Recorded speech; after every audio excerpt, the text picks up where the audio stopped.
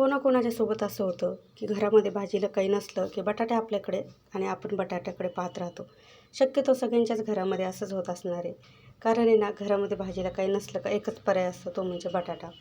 आणि मग बटाट्याची चटणी, बटाट्याची भाजी किंवा बटाट्याचे पराठे आपण पटकन करून मोकळं होतो. म्हटलं काय सारखे सारखे बटाटे, बिचारे बटाटेसुद्धा कंटाळले असतील. तर म्हटलं जाऊ द्या, आजच्या दिवस ना बटाट्याला आरामच देते. तर काय केलं, मस्त गॅसवरती कढई गरम करायला ठेवली. त्याच्यामध्ये 2 ते 3 चमचे तेल टाकलं. लगेच तेलामध्ये जिरे, त्याच्यानंतर थोडासा कढीपत्ता टाकायचा. नंतर लगेच हिरवी मिरची, कांदा, टोमॅटो मस्त परतून घ्यायचं आहे.